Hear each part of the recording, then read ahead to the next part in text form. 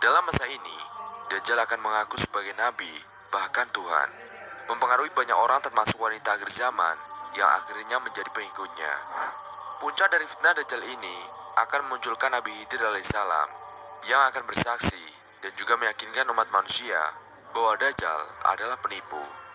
Namun, Dajjal akan memenggal kepala Nabi Khidir yang kemudian akan hidup kembali atas izin Allah.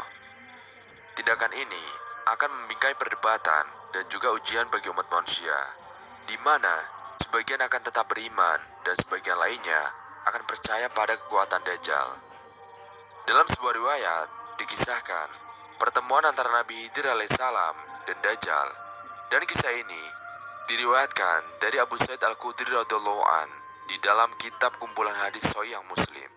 Abu Sa'id Al-Khudri berkata bahwa suatu kali Nabi Muhammad SAW menceritakan kepada para sahabat tentang suatu kisah yang sangat panjang tentang Dajjal. Nabi Muhammad bercerita, Dajjal datang tapi terlarang memasuki Madinah. Karena tidak bisa masuk Madinah, Dajjal berhenti di sebuah kebun di pinggir kota. Dan pada hari itu, datanglah seorang laki-laki, kemudian berkata, "Aku memastikan bahwa engkau adalah Dajjal yang diceritakan Rasulullah kepada kami." Dajjal kemudian berkata kepada pengikutnya, "Apa pendapat kalian tentang orang ini? Seandainya aku bunuh orang ini, aku bisa menghidupkannya kembali. Apakah kalian meragukan itu?" Pengikutnya menjawab, "Tentu tidak." Lelaki itu pun dibunuh, lalu dihidupkan kembali. Dan setelah itu berkata kepada Dajjal, "Demi Allah, sekarang aku semakin yakin bahwa engkau sungguhnya adalah Dajjal." Dajjal kemudian hendak membunuhnya kembali, tetapi tidak mampu melakukannya lagi. Abu Ishaq berkata, lelaki itu adalah Nabi Khidir alaihissalam. Hadis riwayat Muslim. Bagi seorang Muslim, ada beberapa hal yang bisa dilakukan agar terlindung dari fitnah Dajjal. Dan dalam berbagai hadis, disebutkan beberapa amalan yang dapat membuat seorang mukmin terhindar dari fitnah Dajjal. Pertama, memasuki salah satu haramain, Mekah atau Madinah, karena Dajjal tidak akan masuk ke sana selamanya. Kedua, memasuki Masjid Al-Aqsa atau Gunung Tur. Beberapa riwayat menyebutkan bahwa Dajjal juga tidak akan masukinya. Dan ketiga, menghafal 10 ayat permulaan surat Al-Kahfi dan bacanya ketika Dajjal keluar dan saat mendekatinya. Keempat, lari darinya dan mendaki gunung dan juga gurun, karena kebanyakan Dajjal memasuki kota-kota dan juga perkampungan. Kelima, meludahi wajahnya apabila bertemu. Dalam riwayat disebutkan, Abu Umamah radhiyallahu an berkata, Rasulullah membicarakan tentang Dajjal dan beliau bersabda, "Siapa di antara kalian berjumpa dengannya, hendaknya ia meludahi wajahnya." Hadis riwayat Tabrani. Keenam, memperbanyak bacaan tasbih, tahlil, dan juga takbir. Bacaan itu merupakan bekal dan juga makanan bagi orang mukmin dalam menghadapi ujian dan gizi baginya pada saat paceklik tersebut. Setelah peristiwa ini, beberapa orang akan berbaiat kepada Imam Mahdi. Namun ada juga perdebatan dalam umat Islam tentang apakah Nabi Khidir alaihissalam masih hidup hingga hari ini. Beberapa ulama percaya bahwa dia masih hidup, sementara yang lain memiliki pendapat sebaliknya.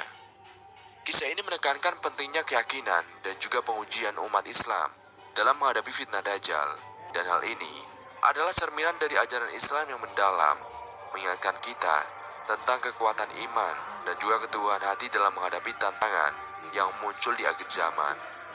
Meskipun beberapa aspek cerita mungkin menjadi perdebatan dalam tradisi Islam, pesan utamanya adalah tentang keimanan dan juga pengharapan dalam menghadapi masa-masa sulit yang nanti akan datang.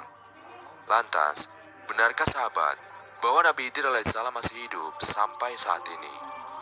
Nabi Khidir merupakan nabi yang keberadaannya cukup menjadi kontroversial di kalangan umat muslim. Sebab, masih ada yang beranggapan bahwa Nabi Khidir alaihissalam masih hidup hingga saat ini. Mengutip dari buku Kisah dan Misteri, disebutkan bahwa Nabi Khidir alaihissalam memiliki nama asli yaitu Balia bin Malkan bin Falik bin Abir bin Soli bin Afrasad bin Sam bin Nu al-Khidir. Sosok Nabi Khidir ini dikisahkan oleh Allah Ta'ala dalam Al-Quran surat Al-Kahfi ayat 60-82 yang mengutip dari buku berjudul Nabi Khidir karya M. Alwi. Disebutkan bahwa Khidir dilahirkan di sebuah gua Dan ketika Khidir masih bayi, ibunya selalu memberikan susu kambing segar setiap hari. Suatu ketika, Khidir diambil oleh seorang penggembala dan dididik hingga beranjak dewasa. Khidir kemudian tumbuh menjadi anak yang cerdas dalam hal tulis-menulis dan juga membaca suhuf atau lembaran-lembaran yang diturunkan oleh Nabi Ibrahim alaihissalam. Sebenarnya, nama Khidir merupakan suatu gelar dan hal tersebut didasarkan pada suatu riwayat yang diterima oleh Abu Sa'id Muhammad bin Abdullah bin Hamdun dari Abu Hamid bin Al-Husain Al-Saraqi bin Bashar dan Ahmad bin Yusuf. Keduanya berkata, Abdullah bin Hamid Al-Warraq dari Maki bin Abdan, dari Abu Al-Hazar, dari Abdul Razak, dari Muhammad, dari Wahab bin Munabi, dari Abu Hurairah radhiyallahu an, telah memberitahukan kepada kami bahwa Rasulullah pernah bersabda, ia dinamai Khidir sebab ia duduk dengan memakai pakaian dari bulu unta berwarna putih, di mana jika kain itu bergoyang, maka di bawahnya akan tampak berwarna hijau. Melansir dari buku karya Heri Kurniawan Tasjid yang berjudul Kisah dan Misteri Nabi Khidir alaihissalam, disebutkan bahwa cerita mengenai sosok Nabi Khidir yang dikisahkan di dalam Al-Quran dapat memberikan gambaran yang jelas bahwa Khidir memang mempunyai peran yang penting di dunia ini.